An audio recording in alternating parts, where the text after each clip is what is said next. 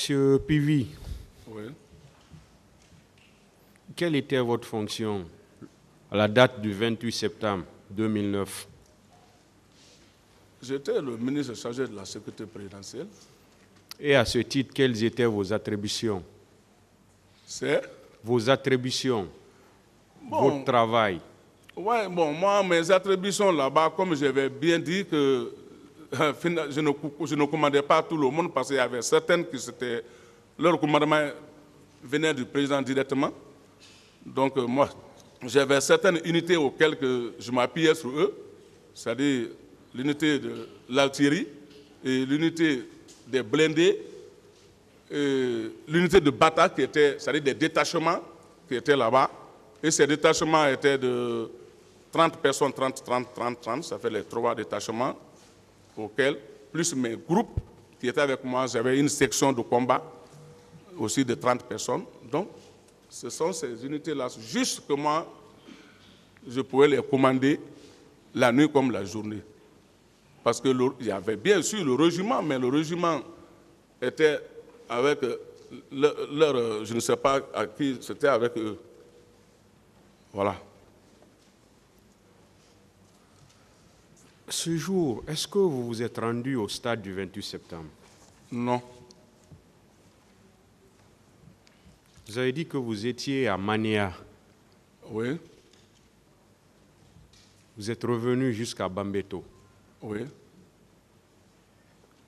Vous n'avez pas continué, c'est à Bambeto que vous vous êtes limité. C'est à Bambeto que j'ai tourné pour aller au camp. Et dès que j'ai tourné, là-bas, ça a commencé à crier. J'ai garé mon véhicule, j'ai demandé ceux qui étaient là-bas. J'ai dit, il y a quoi? On dit, ah, mais voilà, vos amis ont tiré sur nos parents au stade. J'ai dit, mais ça m'étonne, je dois aller rendre compte au président. J'ai dit, mais vous pouvez vous asseoir devant vos boutiques au lieu que vous allez essayer de faire autre chose. Et quiconque vient ici, vous nous tenez informés. Je suis rentré au camp. Vous n'avez pas été curieux pour vous dire je vais continuer pour savoir un peu ce qui se passe? Non. Vous êtes limité là? Il fallait d'abord que je rentre au camp très tôt. Ce jour, aux alentours du stade, ou dans les périphéries du stade, vous ne vous êtes pas rendu? Jamais. Comme je vous dis, quand je suis rentré au camp, je n'ai pas sorti du camp. Du tout. Le lendemain et les jours qui ont suivi, vous ne vous êtes pas rendu également? Le lendemain, je suis parti à Bambeto pour savoir, je ne sais pas, pour me renseigner un peu au Carrefour. Après, je me suis retourné au camp. J'ai dit, la situation là, il faut qu'on trouve la solution. Parce que ça parlait un peu partout. Mais je n'ai pas été vers le stade. Du tout. Vous êtes également poursuivi pour des faits de pillage. Il n'y a pas eu de pillage? Non, non. Le jour et les jours qui ont suivi? Je n'ai jamais fait le pillage avec mon groupe de combat. Non. Ni vous, ni les éléments qui vous accompagnaient? Non, non, non. Personne. Personne. Quand les gens sortent avec moi, je suis trop rigoureux, je suis trop... non, je ne permets même pas. Parlez-nous un peu de la structure de la présidence, à propos de la sécurité. Comment ça fonctionnait à l'époque? Vous savez, la présidence, comme je vous ai dit que j'étais seulement le ministre chargé de la sécurité présidentielle, mais les fonctions, ce n'est pas toutes les unités que moi je les commandais, non. Comme je vous ai dit, tel que l'on dit, on parle du salon, ainsi de suite. Ceci-là ne relève pas de moi. Rien. Non, non, non. Moi, ce sont mes éléments, c'est-à-dire les 3 unités qui sont installées au niveau du régiment, qui sont installées, c'est-à-dire au terrain là-bas, en cas de problème ou des missions du chef de l'État ou ainsi de suite, c'est eux qui font la mission d'urgence, c'est-à-dire les 3 équipes là, c'est-à-dire l'équipe de l'artillerie, l'équipe de bataille et l'équipe des blindés là, c'est tout seulement. Eux, plus mes groupes, ceux-ci là étaient sous mon commandement, mais les restes là, ils montent, ils descendent, ils n'étaient pas sous mon commandement. Vous venez de dire que vous avez voulu arrêter certains militaires. Oui. C'était pourquoi? Mais les murmures qu'on a entendus, les soi-disant qui sont partis au stade, le 28 septembre, c'est à cause de ça. Les murmures là, vous les avez entendus de qui? Par les militaires comme l'OCAN, ça parlait maintenant un peu partout dans l'OCAN. Donc moi aussi, j'ai demandé que dans les murmures qui se parlent, on va arrêter les éléments et on justifie. Mais comme moi je n'ai pas été là-bas, mais comme ça murmurait, donc c'était mon rôle, j'ai demandé que je dois les arrêter, les demander. Et qui étaient ces militaires que vous avez voulu arrêter? J'ai dit bien, je devais commencer d'abord par le commandant Toumba. On a dit qu'il a été au stade. Et le lieutenant Marcel, ils ont dit qu'ils ont été. Plus maintenant, l'équipe de colonel Tebro, donc d'abord lui, eux, j'étais avec les policiers depuis le matin qu'ils sont allés par là-bas.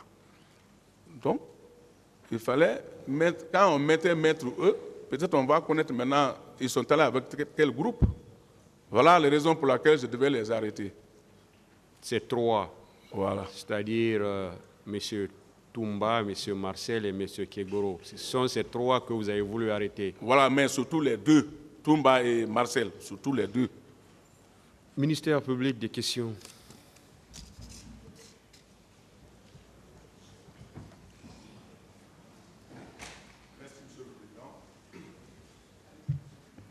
Merci également, honorable assesseur. Monsieur Claude Pivy. Oui. Je vais revenir sur une question de tribunal. Et par rapport à vos fonctions, à la date du 28 septembre, quelles étaient vos fonctions à la date du 28 septembre? Bon, moi, j'étais le ministre de la Sécurité présidentielle. Ministre de la Sécurité présidentielle. Oui. En tirant de ces fonctions, de ces charges, c'est vous qui avez la latitude alors de veiller sur la sécurité de la présidence. Oh, bon, une partie, hein, mais pas de tout. Comme je l'ai dit. Une partie. Oui, certaines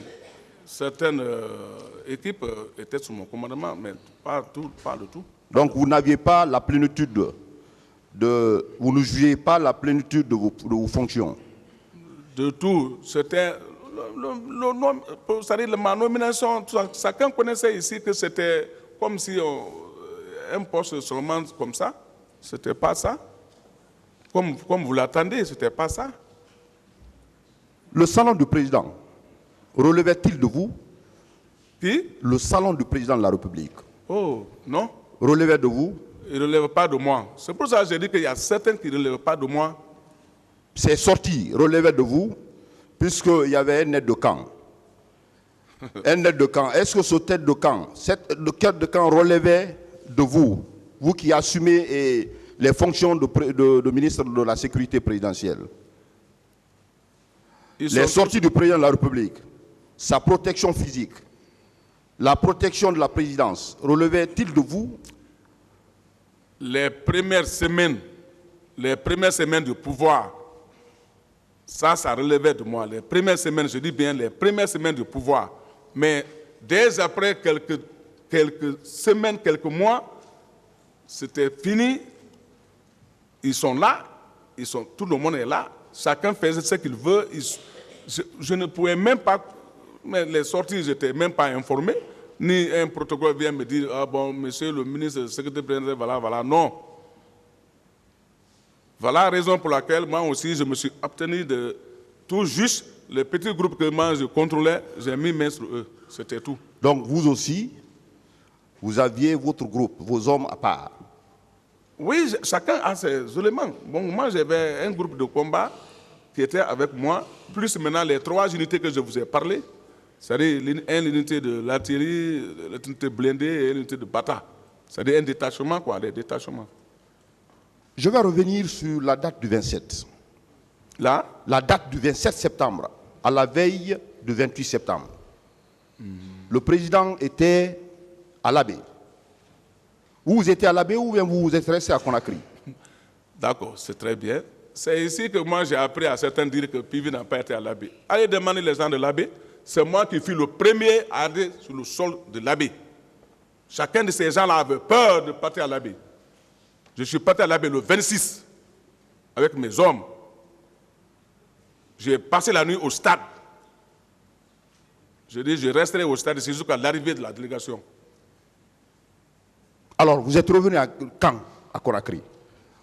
Je suis revenu ici le 27 soir. Vous êtes revenu avec le cortège du président ou bien vous êtes revenu à rang dispersé? Nous, on est resté un peu, parce que moi, je reste toujours un peu derrière. Donc, je suis rentré sur le 27. Mais vous êtes rentré au même moment que le président de la République? Le 27 soir. Avec le président de la République? Avec le cortège du président de la République? Le cortège est rentré avant moi. Avant vous. Vous êtes rentré au camp à quelle heure? Allô? À quelle heure vous êtes rentré au camp, Alpha Yaya? Bon, moi, je suis venu à 22h. À 22h. Ouais. Cette nuit, M. Claude Pivi, oui. N'avez-vous pas assisté à une réunion le 27, la nuit, avec certains officiers quant à la préparation de ces événements, comment maintenir l'ordre, quels sont les dispositifs qui devraient être mis en place par rapport à cette manifestation? N'avez-vous pas pris part à une réunion quelconque? Non. S'il y a eu des réunions, moi, je n'étais pas informé. Peut-être, ça, je ne sais pas. Mais je n'ai jamais assisté à une réunion. Vous n'avez pas également appris une réunion? Non, je n'ai pas appris de tout, devant Dieu, devant les hommes. Pouvez-vous nous dire, M. Claude Pivi, puisque nous avons reçu des déclarations ici à la barre, en l'occurrence celle faite par M. Gabi, l'ex-ministre de la Santé, il a déclaré ici à la barre que le 27, le chef d'état-major général de l'armée a pris un acte demandant à tous les militaires d'être casernés. Vous étiez informé de ça? Et vous venez de dire tout à l'heure que le matin, très tôt le matin, la matinée, vous êtes allé en mission à Koya. Avez-vous appris ce acte de chef d'état-major général de l'armée?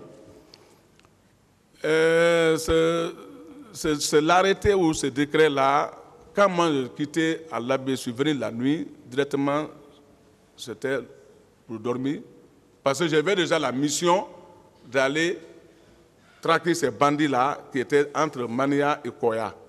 Avant que nous on parte pour l'Abbé, j'avais la mission là déjà que le président m'avait instruit. Donc j'étais pressé pour aller affronter ces gens-là. Donc, quand j'ai quitté, je suis venu à 22h de l'Abbé, directement je me suis couché pour être très pressé pour aller là-bas. Donc je n'ai pas compris s'il y a eu un décret ou un arrêté pour dire qu'aucun militaire ne chose, non. Vous n'avez pas appris ça, M. Pivi? Non. Vous étiez un maillon fort de cette transition. C'est quand vous êtes assuré le rôle de portefeuille ministériel. Mais le chef d'état-major, vous êtes ministre chargé de la garde présidentielle. Le chef d'état-major d'alors prend un acte demandant à tous les militaires de se caser. Vous n'avez pas été informé de ce acte? Le chef d'état-major? Non, franchement, je n'ai pas... Je vous dis, mon mouvement de ma mission, je n'ai pas compris cela. Vous n'avez pas compris ou bien vous n'avez pas entendu, vous n'avez pas vu la... C'est après la situation même du 28 septembre qu'ils ont commencé que moi j'ai compris que donc il y a eu même un acte auquel les gens ne devaient pas sortir en tenue. C'est pour cela même que moi j'étais maintenant énervé. Je dis d'ailleurs, il faut qu'on poursuive les gens là pour les arrêter parce qu'il y a eu un acte des gens ne devaient pas sortir. Alors, mais je dis que c'est après presque quelques jours que moi j'ai appris. Après quelques jours que vous avez appris. Où vous étiez, votre service était logé où? C'était au cas Alfaya, non? On était tous là-bas. Au cas Alfaya? Oui. Vos bureaux sont au cas Alfaya? Mon bureau. Vous n'avez jamais appris?